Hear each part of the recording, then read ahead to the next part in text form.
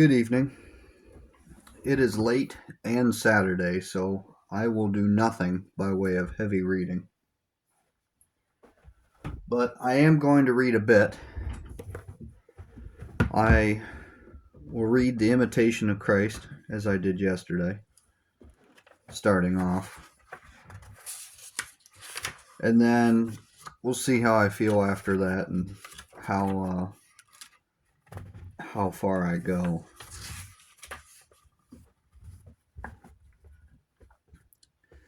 But a piece out of this, chapter 2, on having a humble opinion of oneself. This one already sounds pretty dandy.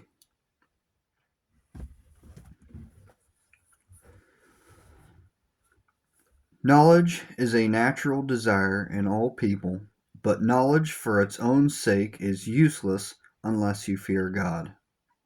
An unlearned peasant whose contentment is the service of God is far better than the learned and the clever, whose pride in their knowledge leads them to neglect their souls while fixing their attention on the stars. True self-knowledge makes you aware of your own worthlessness, and you will take no pleasure in the praises of others, for your knowledge encompasses the universe, and the love of God is not in you. What would will it or what good will it do you in God's sight? What good will it do you in God's sight? He will judge you according to your actions. An overweening desire for knowledge brings many distractions and much delusion.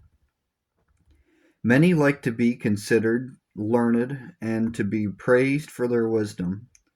How much knowledge there is which adds nothing to the good of the soul. To spend yourself on worldly pursuits which do nothing to further your eternal salvation is unwise. It is useless to spend much time in talking only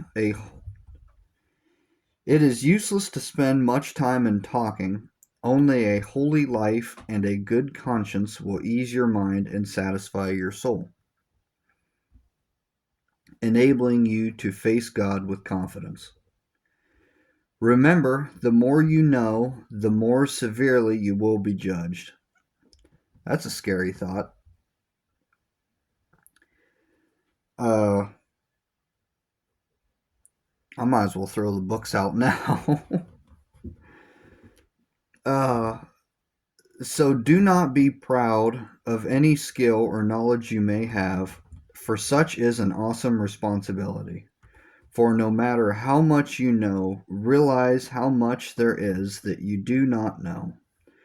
Do not be afraid to acknowledge your own ignorance.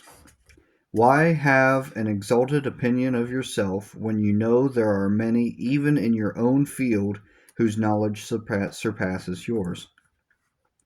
If you want to learn anything worthwhile, seek rather to be unknown and to be thought of as nothing. Nothing is so beneficial as a true knowledge of ourselves, which produces a wholesome self-contempt. Always think kindly of others while holding yourself as nothing. This is true wisdom and leads to perfection. If you see another commit a grievous sin, or whose faults are flagrant, do not regard yourself as better, for you do not know what you would do if similarly tempered. You are in good disposition now, but you do not know how long you will persevere in it. No, persevere. You do not know how long you will persevere in it. Always keep in mind that all are frail, but none so frail as yourself. And again, this is just a small book with a lot of wisdom. And I hope that it is as rich from one cover to the last. And fantastic. But I will now take a moment to explain that I'm new to this whole thing, so be patient with me. But I think I got a little too ambitious last night, and I want to make sure I have time. I have all the time in the world, in fact, or at least all my time. And this is a daunting pile to attack head on. So I was wanting to do more things at once to try and tackle the pile a little faster, maybe get a little bit more attention towards, different writings as different people search for different things, send more out different directions. But a big fear that I am very well aware of is burnout. And I do really enjoy this. I enjoy taking some time out of the evening to read, even though it's a camera. I feel like I have company, if that makes sense. It might sound kind of pathetic, and if it sounds pathetic, it's because it is. But that's the situation in which I find myself. Nevertheless, I enjoy it. And I hope to keep doing it for a long while to come. So not only do I not want to burn through my pile too quickly, but I want to make sure that I enjoy myself.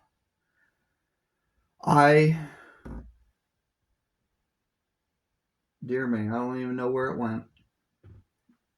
Here it is. Down here in the darkness.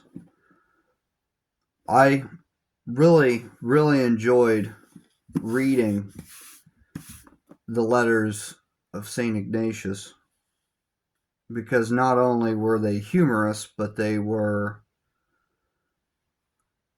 sparked a good conversation.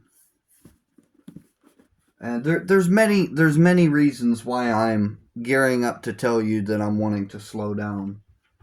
Because firstly, I don't want to burn out and I want to focus on the things that I will enjoy, but also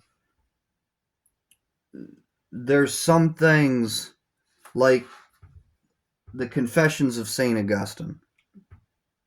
I As I said last night, I've never really read aloud before I started this channel. Obviously, I had in the past, but it was never a common practice of mine to read out loud. I am hoping that I improve over time, and if I find myself at a point to where I have improved to the degree that I am comfortable to read a whole portion of a book like the Confessions of St. Augustine, then I will be sure to, at that point, read those things for you guys. But for now, I don't want to be in a situation to where I am trying so desperately to read something in a timely manner that I am not truly soaking it in. That's why I enjoy Ignatius's letters so much, because they are small enough and they're paced well enough that I can read them and still talk about them and actually absorb what I'm reading. So